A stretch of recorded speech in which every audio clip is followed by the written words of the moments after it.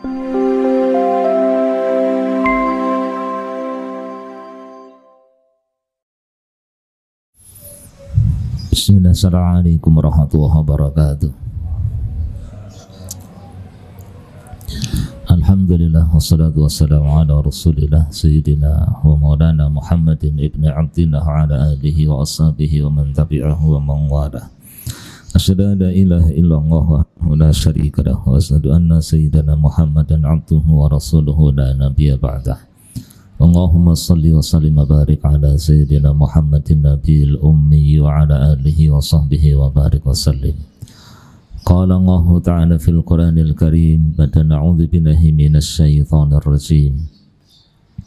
Ya ayyuhalladzina amanu taqullaha haqqa tuqatih wa la tamutunna illa wa antum muslimun.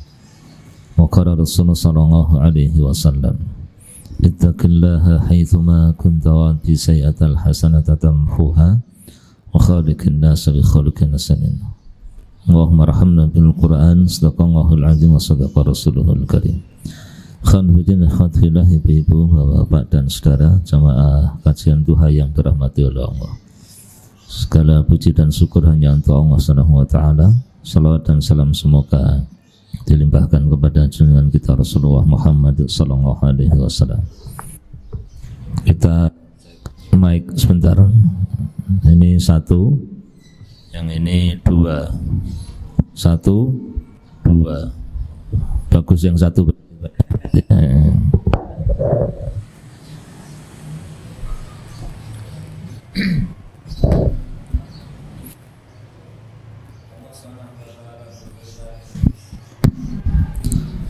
A'udzu billahi minasy syaithanir rajim.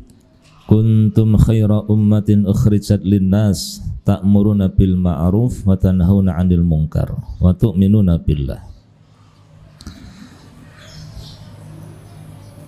Kalian adalah sebaik-baik umat yang dilahirkan untuk manusia. Dengan apa kita disebut sebagai sebaik-baik umat? Kalau memenuhi tiga kriteria. Ta'muruna bil ma'ruf wa tanhauna 'anil munkar wa tu'minuna billah. Mengajak kepada kebaikan, mencegah kemungkaran, dan beriman kepada Allah Subhanahu wa taala. Saya hanya akan menyebut satu, yang pertama. Kita ini menjadi umat yang terbaik kalau kita melakukan satu amalan, yakni mengajak orang kepada kebaikan. Dan kebaikan yang paling tinggi adalah Islam, agama tauhid. Maka tidak ada ajakan yang lebih baik melebihi ajakan kepada Islam. Sehingga perintahnya ud'u ila sabili rabbika. Serulah, ajaklah manusia itu menuju kepada jalan Tuhanmu, jalan Rabbmu. Jalan Rabbmu itu apa? Islam. Maka berdakwah, mengajak manusia, mengajak orang-orang kafir kepada Islam, itu derajat tertinggi dalam semua level dakwah. Kalau itu kita belum mampu atau tidak berani, atau berani tapi tidak ada sasaran, wabeh wis Islam berarti ya. Kita tidak punya tetangga yang non muslim, maka yang kita ajak berikutnya orang Islam yang belum sholat, kita ajak supaya sholat. Orang Islam yang masih melakukan kesyirikan, kita cegah atau kita ajak untuk meninggalkan kesyirikannya. Yang belum bisa membedakan antara ikhtiar dan perdukunan, itu kita fahamkan kepada mereka. Yang sudah sholat tapi masih sering terlambat, masih sering menunda pelaksanaannya, dia senang sholat yang setengah-setengah, subuh setengah 6, zuhur setengah 3, asar setengah 6 lagi, maghrib setengah 7, isyaknya setengah 4 ya. Maka kita ajak supaya sholatnya lebih tepat, lebih dekat ke awal waktu. Yang sholatnya sudah tepat, sudah di awal waktu, jarang terlambat, tapi belum berjamaah, kita ajak supaya berjamaah di masjid. Yang laki-laki, ibu-ibu yang masih membuka aurat, kita ajak supaya mengurangi apanya ya? kok ngurangi auratnya, ya ngurangi yang kelihatan, ya jangan langsung dari sebelumnya berpakaian seksi kelihatan yang atas semakin ke bawah, yang bawah semakin ke atas, ya langsung tiba-tiba kita kasih mukena, ya. Nah, yang mukena untuk sholat saja, tapi kalau tahu-tahu langsung ini harus jilbabnya harus besar, harus pakai cadar, nah itu terlalu berat. Maka ya bertahap, ya. Seperti yang dilakukan sekarang di sekolah-sekolah itu kan, negeri atau swasta wajib yang siswinya itu dikasih roknya itu harus di bawah lutut, ya. Mereka tidak bahas jilbab, pokoknya harus di bawah lutut. Kenapa? Karena sudah tahu bahayanya. Nah, kita ajak itu, mengajak manusia kepada jalan Allah itu tugas para nabi. Mengajak manusia untuk meninggalkan penyembahan terhadap berhala, menuju kepada penyembahan atau peribadatan kepada Allah saja, itu tugas para nabi. Nah, generasi berikutnya yang melakukan tugas itu berarti mereka mewarisi tugas yang dulu diembankan oleh Allah kepada para nabi. Maka dakwah itu tugas mulia. Sehingga dakwah itu bukan profesi. Tapi profesi apapun yang kita miliki, dakwah harus tetap kita lakukan. Apapun profesinya, kita tetap harus berdakwah. Ini kalimat Ustadz Dery Sulaiman berarti ya. Dakwah itu bukan profesi, tapi apapun profesi kita harus berdakwah. Nah, jadi saya tadi bincang-bincang sedikit.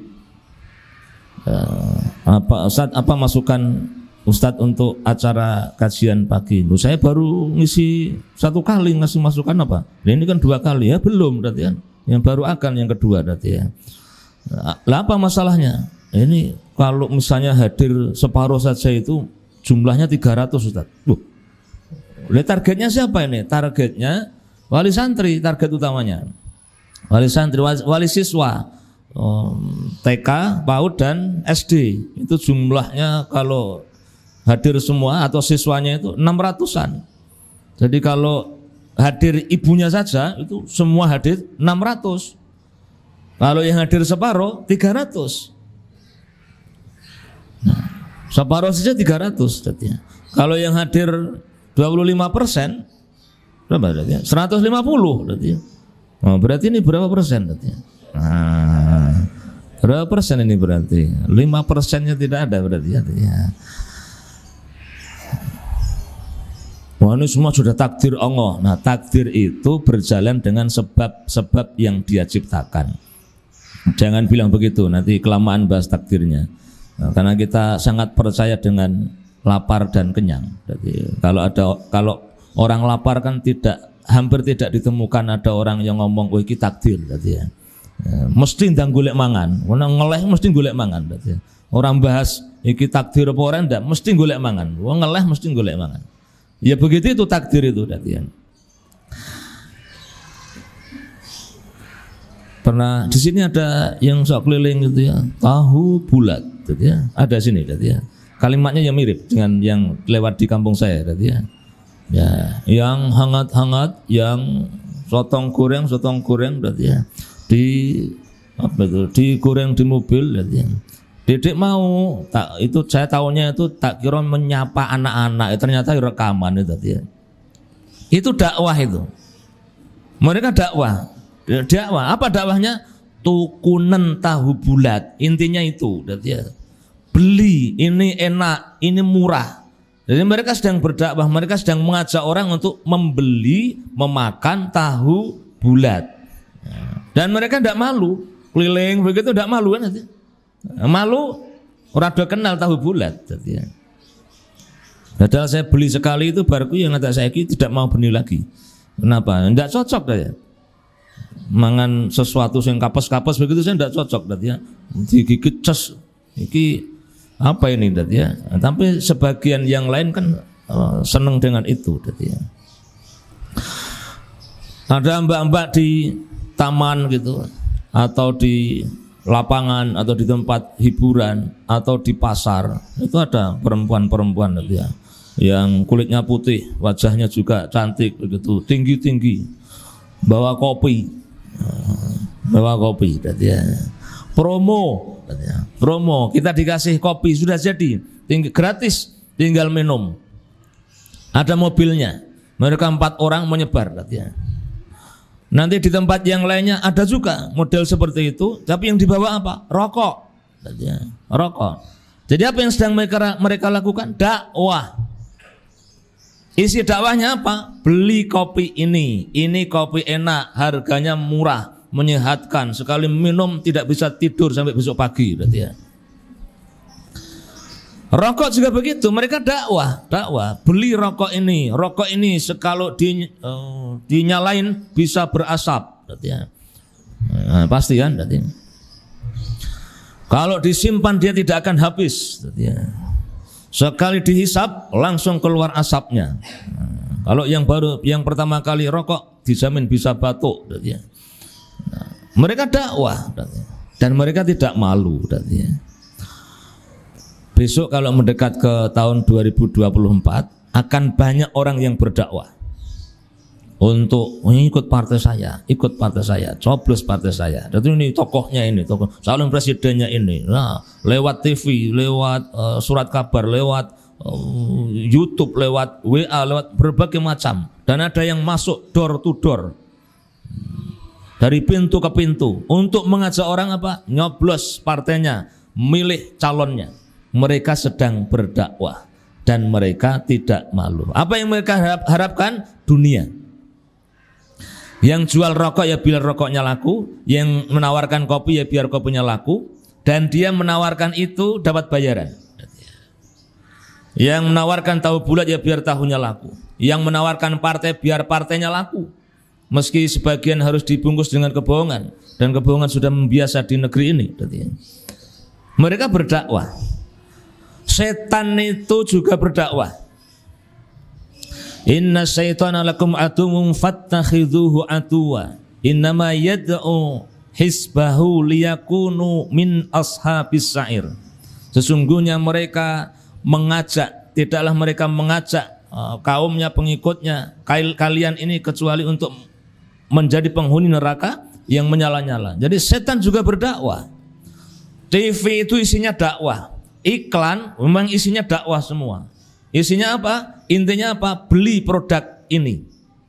Mereka punya prinsip 1000 kebohongan sama dengan 1 kejujuran. 1000 kebohongan adalah 1 kebenaran. Sesuatu yang tidak benar itu kalau diucapkan terus menerus, awalnya orang kaget, awalnya orang menolak, tapi karena ini ngomong terus, lama-lama biasa. Nah, setelah biasa itu masih tetap ngomong terus, lama-lama dia tidak menyadari ketika masuk ke toko mau beli sampo, itu yang dia beli apa yang dia lihat di TV itu. Oh, sing gambare Agnes Monica, berarti ya. Itu masuk sing ngomong begini ini ya karena lihat di TV, berarti ya. Kenapa kok yang ingat itu? Ya karena lihat di TV, berarti ya. Walaupun saya tidak beli samponya ya. Maka kalau yang mau masuk surga tidak mengajak orang, surga itu terlalu luas untuk kita huni sendiri. Terlalu luas, jangankan surganya. 1 bangunan, 1 rumah di surga saja itu, kalau kita ukur dan kita pikir dengan bahasa manusia sekarang, capek ngurusnya. Kenapa? Karena 1 rumah yang disediakan untuk seorang penghuni surga itu panjangnya 60 mil, lebarnya 60 mil. Riwayat yang lainnya 70 mil. Saya sudah ngukur dulu sebelum ada GPS itu. Benar-benar saya ukur dari Gunung Pati sampai ke Solo itu 100 kilo. Nah 70 mil itu kurang lebih sama dengan 100 kilo. Jadi sebuah rumah di surga itu panjangnya Semarang Solo, lebarnya Semarang Solo. Silahkan jangan pikir pilih nyapu, pilih ngepel, pilih ngeresiki sawang, ya. Tapi itu bukan. Ini surga bukan dunia. Jadi kalau kita mau masuk surga sendiri, kita terlalu egois. Terima kasih. Bahkan kita mengajak manusia kepada Islam, kepada ketaatan, itu bukan kepentingan mereka, kepentingan kita. Kenapa? Karena semakin banyak kita mengajak orang, peluang kita untuk selamat semakin besar. Semakin banyak orang kita ajak untuk masuk surga, peluang kita untuk masuk surga itu semakin besar.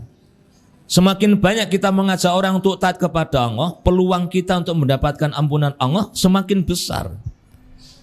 Jadi berdakwah itu seperti di MLM itu, jadi ngajak orang.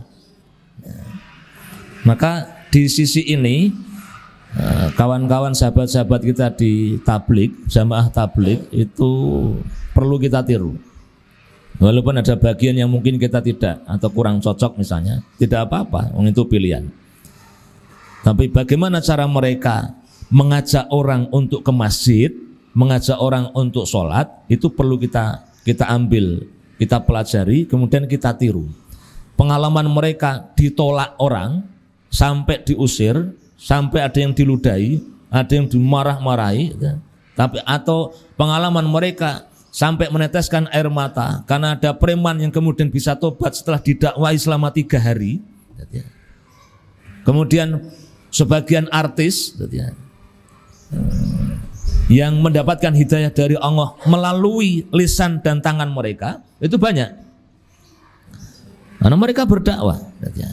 Maka Bapak Ibu, bagaimana caranya biar kajian ini jamaahnya banyak? Gampang. Caranya setiap jenengan mengajak 1 orang.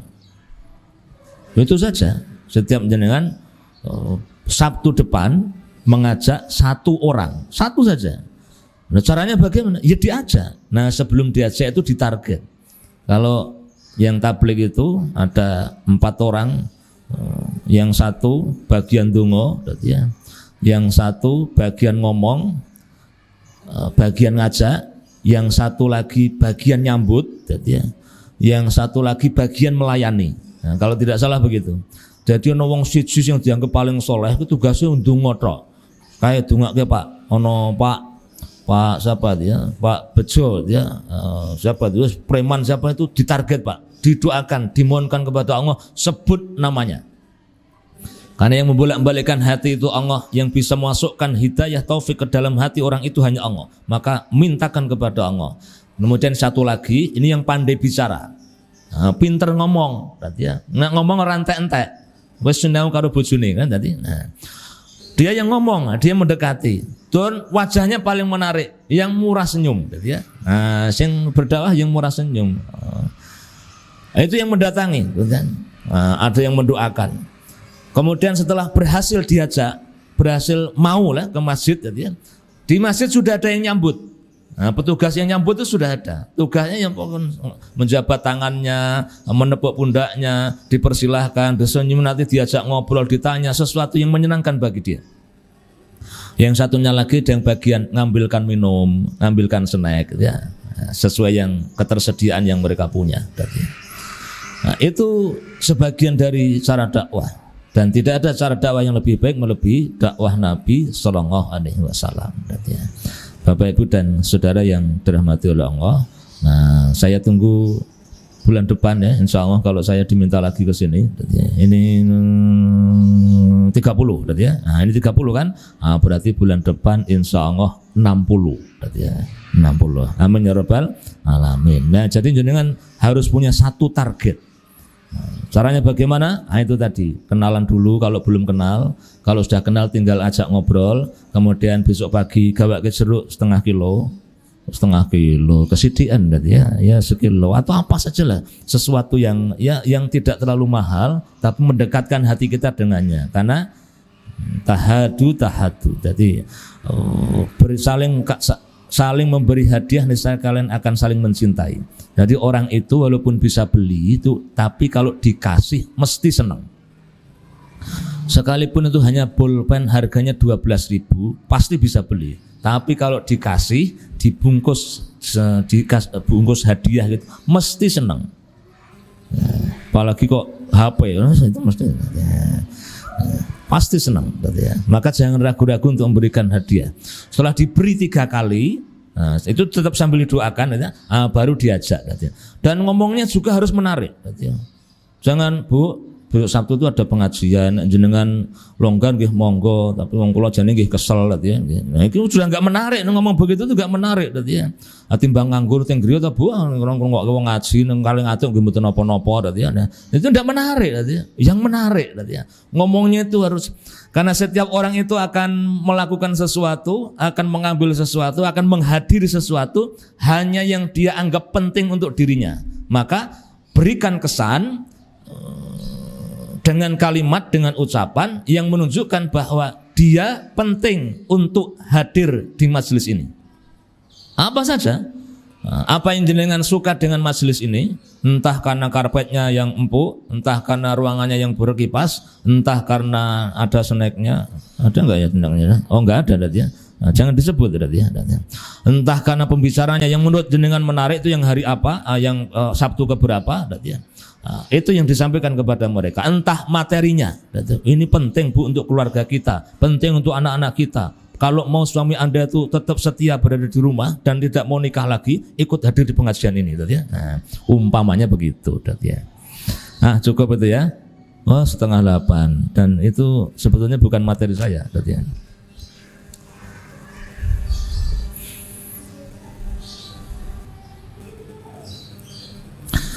Bapak Ibu jamaah yang dirahmati oleh Allah, semoga hari ini panjenengan diberikan kesehatan dan kebaikan serta keberkahan oleh Allah Subhanahu wa taala. Tapi apakah hidup ini hanya akan berkutat dari rumah kemudian ke kantor atau ke pabrik atau ke sawah menuju ke tempat kerja, kemudian balik lagi pulang ke rumah dengan penatnya berbagai tanggungan pikiran? Kita harus membiayai sekolah anak-anak kita, menyiapkan rumah untuk keluarga kita, menggapai target-target dunia kita, dan akhirnya pasti kita akan menua dan ujung dunianya adalah mati. Apakah hidup kita itu hanya akan seperti sebagian yang dijalani oleh teman-teman dan saudara-saudara kita yang mereka juga alhamdulillah sudah berislam, tapi sebagian besar fokusnya hanya untuk ngurusi dunianya? Itu pun tidak tercapai. Itu pun masih banyak keinginan, harapan yang belum didapat. Padahal sudah fokus, ya. Pernahkah terpikir sebuah kesinambungan cita-cita dari setiap generasi untuk memuliakan diri kita di hadapan Allah Subhanahu wa taala? Pernahkah kita berpikir untuk terlibat dalam sebuah mega proyek dengan jangka waktu penyelesaiannya melewati banyak generasi? Misal di kota kita itu atau di negeri kita mau membangun sebuah jembatan antara mana itu ya? Yang Suramadu itu Surabaya Madura, ya. Nah, besok mau membangun jembatan Sutra, ya, Jawa Sumatera, ya. Atau Jawa Kalimantan, ya. Ini jembatan yang dibangun membutuhkan dana sekian ratus triliun dengan jangka waktu penyelesaian 200 tahun, ya. Kalau kita memilih menjadi kelompok pertama yang ikut berkontribusi dalam membangun jembatan itu, maka bisa dipastikan kita tidak akan ikut menikmati saat jembatan itu jadi. Kalau kita nunggu nanti, ya bisa jadi mati pula dan kita tetap tidak berkontribusi. Dan kalau ternyata jembatan itu adalah kebutuhan untuk negeri kita, untuk rakyat, untuk kita dan keturunan kita, maka pasti kita membutuhkannya. Pasti kita harus memiliki kepedulian untuk ikut berperan di dalamnya. Nah, kita ini jarang yang mau diajak berpikir untuk yang jauh ke depan, karena yang pendek saja belum tercapai. Tapi saya mengajak diri saya dan pada panjenengan semua, mari kita coba rubah pola pikirnya. Kalau kita berkutat dengan urusan kita saja dan itu belum selesai, Jangan-jangan memang tidak akan pernah selesai.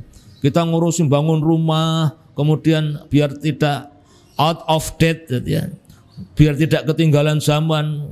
Ini terasnya sudah diperbaiki, nanti bagian kamar mandinya sudah ketinggalan zaman, nanti balik lagi ke depan, kamar mandi diurusi, nanti ruang tamunya sudah, wah ini orang umum zaman nih, nah, ruang tamu sudah kita perbaiki, terasnya sudah ketinggalan zaman lagi, sampai musola sebelah rumah itu bocor juga dibiarkan saja. Kalau kita habiskan waktu kita hanya untuk memikirkan rumah, memikirkan kendaraan, memikirkan biaya untuk kehidupan kita dan keinginan-keinginan kita yang hampir tidak ada batasnya itu, ya tidak akan pernah selesai. Sampai menjadi seperti Sambo yang rumahnya ada liftnya itu tetap belum selesai. Kita kan tidak pernah kepikiran loh. Ya umpama duwe omah sing ana lipe itu tidak kepikiran. Itu masih di luar jangkauan kita. Sehingga idenya saja tidak punya. Kalau kita itu ya kamarnya ben iso papat gitu, kamar mandinya 2, ya. Kemudian ada AC-nya. Nah itu AC itu wis rada top, ya. Dan itu tidak akan ada habisnya. Maka jadi seperti Sambo tidak habis. Masih banyak keinginan yang belum tercapai itu, terutama keinginan untuk bebas, ya. Nah, itu yang belum tercapai. Tapi mari kita coba simak sabda Nabi sallallahu alaihi wasallam. Ini ada sebuah hadis yang lama disembunyikan dan sengaja ditutupi oleh sebagian orang dari bangku-bangku pendidikan, bangku sekolah, agar umat Islam lupa dengan bisyarah, dengan kabar gembira yang datang dari Nabi sallallahu alaihi wasallam. Qala Nabi sallallahu alaihi wasallam dari Hudzaifah, takun nubuwah fikum ma sya'allah an takun thumma yarfa'uha idza syaa an yarfa'aha thumma takunu khilafatun ala minhajin nubuwah fatakunu ma syaa Allah an takuna thumma yarfa'uha idza syaa Allah an yarfa'aha thumma takunu mulkan 'adhan fayakunu ma syaa Allah an yakuna thumma yarfa'uha idza syaa an yarfa'aha thumma takunu mulkan jabriyah fatakunu ma syaa Allah antakuna thumma yarfa'uha idza syaa an yarfa'aha thumma takunu khilafatan ala minhajin nubuwah thumma sakata. Di tengah-tengah kalian terdapat zaman kenabian, atas izin Allah ia tetap ada, lalu dia akan mengangkatnya jika dia berkehendak untuk mengangkatnya. Kemudian akan ada khilafah yang mengikuti manhaj kenabian. Ia ada dan atas izin Allah ia akan tetap ada. Lalu dia akan mengangkatnya jika dia berkehendak untuk mengangkatnya. Kemudian akan ada kekuasaan, kerajaan yang zalim. Ia juga ada dan atas izin Allah ia akan tetap ada. Lalu dia akan mengangkatnya jika dia berkehendak mengangkatnya. Kemudian akan ada kekuasaan, kerajaan diktator yang menyengsarakan. Ia juga ada dan atas izin Allah akan tetap ada. Selanjutnya akan ada kembali khilafah yang mengikuti manhaj kenabian, kemudian beliau diam. Hadis riwayat Ahmad dan Al-Bazzar. Sanad hadis tidak saya sampaikan, kelamaan. Bapak Ibu, hadis ini memberitahukan 5 periode atau 5 fase perjalanan kaum muslimin sejak masa kenabian. Fase pertama adalah fase kenabian, yakni sejak diangkatnya Rasulullah, beliau menjadi Nabi dan Rasul, dan berakhir dengan wafatnya Nabi, yakni tahun ke-11 Hijriah. Kemudian fase kedua adalah fase khilafah ala minhajin nubuwah, khilafah yang mengikuti manhaj Nabi, dan para ulama sepakat bahwa periode ini adalah periode khilafah ar-rasyidah atau khulafaur rasyidin yang berjalan di atas manhaj kenabian. Menurut sebagian ulama, periode ini diakhiri, yang terakhir setelah selain khulafaur rasyidin yang 4 itu, Abu Bakar, Umar, Utsman dan Ali, kemudian ditambah dengan Hasan bin Ali bin Abi Thalib, atau sebagian ulama yang lain menambahkannya Umar bin Abdul Aziz. Periode ketiga, fase ketiga adalah mulkan adzon, yakni pemerintahan atau kekuasaan yang zalim. Yakni setelah Khulafaur Rasyidin, setelah Hasan bin Ali bin Abi Thalib, atau setelah Umar bin Abdul Aziz, maka Pemerintahan yang berlaku saat itu adalah dinasti Muawiyah, dinasti Abbasiyah. Mereka masih tetap disebut khilafah, tetapi Rasulullah SAW menyebutnya ini periode kekuasaan yang zalim. Di antara mereka ada pemimpin-pemimpin yang baik, yang soleh, yang zuhud, yang bertakwa kepada Allah Subhanahu wa taala, tapi sebagiannya adalah pemimpin yang zalim meskipun masih menerapkan mayoritas atau sebagian besar dari syariat Islam.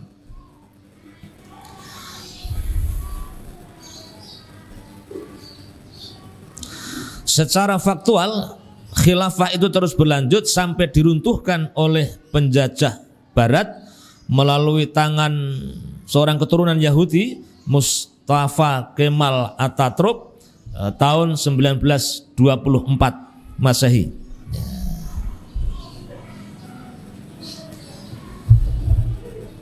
Nah, sejak tahun 1924 itu maka kemudian masuklah ke periode selanjutnya, yakni fase yang keempat, mulkan jabriyah, yakni pemerintahan atau kekuasaan yang diktator. Dalam riwayat Abu Tha'labah Al-Khusyani dari Mu'ad bin Jabal dan Abu Ubaidah, periode ini digambarkan sebagai periode pemerintahan dan kekuasaan yang sewenang-wenang, durhaka, diktator, dan melampaui batas. Nah, gambaran ini adalah gambaran pemerintahan dan kekuasaan yang tidak dibangun di atas landasan Islam. Dan periode pasca runtuhnya khilafah sampai saat ini, menurut para ulama, ya inilah periode keempat, inilah fase keempat. Maka ya pantas kalau pemerintahannya itu zalim, itu pantas. Kenapa? Karena memang ini periode keempat. Nah, orang zalim malah orang patek pas tadi ya. Nah, jadi kalau harga BBM dinaikkan dengan alasan subsidi tidak tepat sasaran atau subsidi salah sasaran, para ahli, para tokoh itu kan ya menjawabnya gampang mestinya. Lah yang membuat sasaran siapa? Ini subsidi kita cabut, kenapa? Karena subsidinya salah sasaran. Lah yang membuat sasaran siapa? Lah kan ya mereka. Terus teknisnya untuk menyampaikan subsidi itu kepada yang berhak, siapa mestinya yang punya kewenangan? Lah kan ya mereka berarti ya. Gimana berarti ya? Nah, tapi mereka yang punya kekuasaan dan kewenangan ya, mereka yang bisa melakukan apa saja berarti ya. Namun demikian kita secara pribadi atau keluarga tetap harus memiliki keyakinan bahwa hidup akan tetap berjalan. Berarti ya, harga BBM naik atau turun itu hidup harus terus berjalan dan kita tetap tidak boleh berputus asa. Mau ikut demo boleh, berarti ya. Mau dukung demo boleh, membiayai demo juga boleh, minimal mendoakan. Ya. Jadi adik-adik mahasiswa, para buruh yang berdemo di hampir semua pelosok di negeri ini, di kota-kota besar, itu kita dukung mereka. Ya. Tapi bahwa pemerintahan ini pemerintahan yang zalim, baik atau sebelumnya atau nanti akan setelahnya, memang ini fasenya. Ya. Maka sebetulnya tema yang saya bawakan itu kalimat yang sudah dihaluskan. Ya. Kalimat sebenarnya menyiapkan generasi pasukan Imam Mahdi. Ya. Nah, kalimat sebenarnya itu. Ya. Tapi terlalu jauh nanti kalimat itu, atau malah sebagian orang bingung, apa meneh. Ya. Nah, fase ini sudah semakin kritis. Ya, fase yang keempat ini sudah semakin kritis. Berdasarkan berbagai keterangan, berbagai riwayat, ini sudah mendekat ke fase yang kelima. Ya.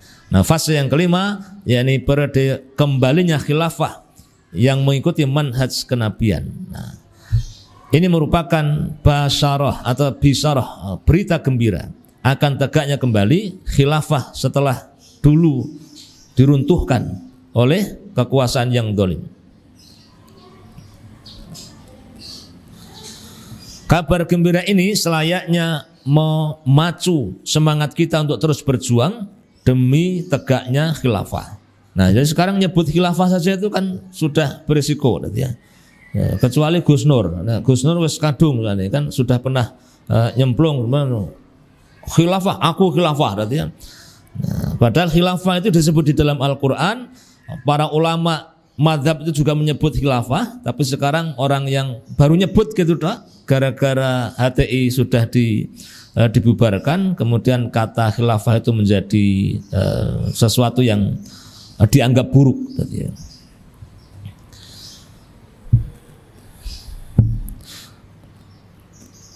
Kita menginginkan kemuliaan di sisi Allah Subhanahu wa taala, maka kita harus turut menjadi aktor bagi terlaksananya janji Allah tersebut. Sebagaimana janji yang disebut oleh Rasulullah Muhammad SAW, Konstantinopel akan ditaklukkan oleh pemimpin yang terbaik, memimpin pasukan yang terbaik. Nah, kabar gembira ini, bisyarah dari Nabi ini, itu diyakini oleh para sahabat beratus-ratus tahun, dan sudah ada yang mencoba sebelumnya, tapi belum berhasil. Sudah ada yang mencoba untuk menaklukkan benteng Konstantinopel, tapi tidak berhasil atau belum berhasil. Dan kemudian sekitar 700 sampai 800 tahun setelah itu, setelah Rasulullah mengucapkan kalimat itu, dan tidak ada kalimat yang keluar dari lisan Nabi itu in huwa illa wahyu, kecuali wahyu datang dari Allah Subhanahu wa taala. Kemudian ada seorang anak yang ketika itu di masa kecilnya itu dikenal nakal, berarti ya, karena sudah menghabiskan 5 guru, berarti ya. Guru 1 mundur, gagal, atau guru kedua ganti, gagal lagi, guru ketiga mutung, gagal, guru keempat kesel, gagal, ya. Nah, sampai dihadirkan guru yang kelima. Nah, anak ini kemudian tumbuh menjadi anak yang soleh, yang taat, pemberani, yang terampil, berbagai macam, menguasai sekian bahasa. Nah, ketika dia sudah masuk di usia 12 tahun, oleh ibunya atau oleh bapaknya, itu hampir di setiap sore hari dia diajak ke pinggir pantai, kemudian diperlihatkan itu benteng Konstantinopel. Kamu akan menaklukkannya. Besok lagi diajak lagi, itu benteng Konstantinopel. Kamu akan menaklukkannya. Dari mana ibunya, dari mana orang tuanya tahu? Ya nggak tahu, kan nggak ada dalil yang menyebutkan siapa yang akan menaklukkan, kan tidak disebut. Oh, nanti akan ditaklukkan oleh seorang pemuda namanya Muhammad Al-Fatih atau Mehmet II, itu nggak ada nyebut begitu Nabi. Tapi sudah ditanamkan, kabar gembira itu dibawa oleh kaum muslimin, ditularkan, diturunkan, disampaikan kepada anaknya, kepada cucunya, dan terus dibawa itu. Sampai kemudian benar-benar muncul seorang pemuda muslim yang cerdas, yang pintar, yang hafal Al-Quran, yang memiliki keberanian luar biasa. Nah, dengan izin Allah, dialah yang memimpin pasukan terbaik, karena dia adalah pemimpin yang terbaik, panglima perang yang terbaik ketika itu, yang ditakdirkan untuk menaklukkan benteng Konstantinopel. Setelah 700 atau 800 tahun. Nah, kita juga sama. Kita ini siapa? Saya juga mung wong mijen, ya. Ini ya mung wong gendokan, ya. Ya kesemuanya mung, ya. Maka kalau kita merendahkan diri kita, saya itu bukan siapa-siapa, tidak layak punya cita-cita, ya sudah, ya. Tidak akan jadi apa-apa, ya. Sebulan kemarin saya sudah sampaikan, bisa jadi orang tuanya Pak Jokowi itu tidak pernah punya cita-cita, anaknya pantas jadi presiden, itu bisa jadi tidak punya. Memang orang pantas jadi, ya. Tapi tetap jadi, ya. Nah, kita ini lebih layak untuk punya cita-cita, karena yang kita harapkan bukan hanya dunia, ya. Oh iya. Akan hadir fase kelima, yakni khilafah ala minhajin nubuwah. Pemimpinnya adil yang mensejahterakan, rakyatnya adalah orang-orang beriman yang taat kepada Allah dan Rasulnya. Maka ini mengingatkan doa kita yang dulu, yang sebulan lalu saya bawakan, saya sampaikan, doa yang sudah sangat masyhur dan kita hafal. Rabbana hablana min azwajina wa dzurriyyatina qurrata a'yun. Kita mohon kepada Allah agar diberikan pasangan yang baik, keturunan yang qurrata a'yun. Baru setelah itu kita mohon kepada Allah agar kita dan keturunan kita itu menjadi pemimpin orang-orang yang bertakwa. Pertanyaannya kemudian, generasi seperti apakah yang dibutuhkan di fase kelima itu? Pertanyaan yang keduanya, apakah kita telah memulai menyiapkan keluarga kita untuk menyambut hadirnya fase kelima itu? Fase khilafah ala minhajin nubuwah. Bagaimana generasi khilafah itu bisa dihadirkan? Ini pikiran besar ini ya, ini pikiran besar. Tapi saya mencoba untuk mengajak diri saya dan penjenengan semua untuk melayakkan diri. Pertama, mikir dulu, harus berani. Kalau mikir saya tidak berani, maka tidak akan mungkin mewujud menjadi kenyataan. Seorang pemuda yang mau menikah tapi tidak berani berpikir tentang menikah, ya dia tidak akan pernah menikah. Kemudian ketika melihat seorang sosok wanita yang cantik, yang solihah, proporsional, tinggi badan dan berat badannya, ya, wah tapi aku apa ditompo, ya tidak akan diterima. Kenapa? Karena sejak awal sudah berpikir apa ditompo. Karena kalau kita berpikir saya tidak mungkin diterima, maka tidak akan mungkin maju untuk melamar. Maka berani dulu, berpikir dulu, kemudian melakukan sesuatu, ternyata kok ditolak, ya sudah ditolak. Itu pun bagi seorang pejuang itu berani datang yang kedua, ya. Ditolak. Wah, entah ini meneh, apa kekurangannya? Cari informasi, apa yang bikin dia menolak saya, ya. Karena belum punya motor. Nah, berarti berjuang dulu 3 bulan golek motor, ya. Setelah punya motor, katanya motornya terlalu murah, golek meneh motor meneh, ya. Nah, katanya antum belum punya hafalan Al-Quran yang banyak, berarti ngapalke dulu, ya. Nah, bagi seorang pejuang begitu, ya. Kalau memang calonnya itu. Maka Bapak Ibu, apabila iman kita ini meyakini tanpa ada keraguan bahwa sabda Nabi itu pasti benar, ucapan Nabi pasti benar, maka kita harus mulai berpikir dan berbuat untuk melibatkan diri dalam upaya mewujudkan mega proyek besar yang Rasulullah SAW sebutkan itu. Sekecil apapun peran kita dan apakah nanti akan terwujud atau tidak, tapi paling tidak kita harus memulai untuk memiliki keberanian, memulai untuk ikut memikirkan, jadi berpikir sesuatu yang lebih besar, supaya urusan kita yang kecil-kecil itu layak mendapatkan pertolongan untuk diselesaikan oleh Allah Subhanahu wa taala. Karena tadi di awal sudah saya sampaikan, kalau kita hanya berpikir tentang hal-hal yang kecil saja, mengurusi omae, anake, ya, itu pun ora rampung-rampung, ya. Coba kita naikkan lagi. Kalau kita naikkan dan kita besarkan pikiran kita itu, mudah-mudahan yang pikiran yang di lokal rumah kita itu menjadi terasa lebih ringan. Nah, kalau terasa lebih ringan, lebih kecil, berarti lebih mudah untuk diselesaikan. Kenapa? Karena kita punya pikiran yang lebih besar. Sama seperti orang yang jempolnya cantengan, ya. Nah, jempol kakinya cantengan, ya. Jempol kakinya cantengan sama ya bahasa sini ya. Atau tremumulan, itu kan enggak enak sekali. Itu sakit yang tidak keren. Gone rumah sakit ya ora pantes, ya. Tapi sangat mengganggu, ya. Bikin jalan enggak enak, sholat juga enggak enak, tasahud akhir ya ora penak, ya. Pas jempol kanan, ya. Itu kalau kita fokus mengurusi jempol, tangguh turu kalingan jempol sing loro, ya. Ya Allah, kenapa jempol kok loro, ya. Mas sholat mikir jempol meneh, ya. Nanti mau lamar wanita kalingan jempol, ya. Nanti ketika sudah nikah jek kaling jempolnya ternyata tremumulannya suwene ra karuan ra mari-mari, ya. Tapi ketika nanti tiba-tiba ada perampok datang ke rumahnya, kemudian pedang ditempelkan ke lehernya, ya. Lali karo jempolnya, gitu, ya. Nah, kenapa? Karena ada bahaya yang lebih besar, ya. Ketika ada pedang nempel di lehernya, kunci berangkasmu kayak aku ora, ya. Nah, itu jempolnya sudah nggak terasa sakit. Kenapa? Ada bahaya yang lebih besar. Atau sebaliknya, jempolnya sakit, datang artis ke rumahnya, mesti lali karo jempol, ya. Nah, kenapa? Karena ada sesuatu yang lebih besar, ya. Nah, kira-kira orang yang mati syahid itu begitu. Kenapa orang yang mati syahid itu rasa sakit sakaratul mautnya hanya seperti gigitan semut? Karena sudah ditampakkan bidadari atau sudah ditampakkan surga. Berarti nggih arep mati itu surga ketok, lali karo lorone berarti ya. Lali berarti ya. Padahal matinya ya mati tenan berarti ya. Ya.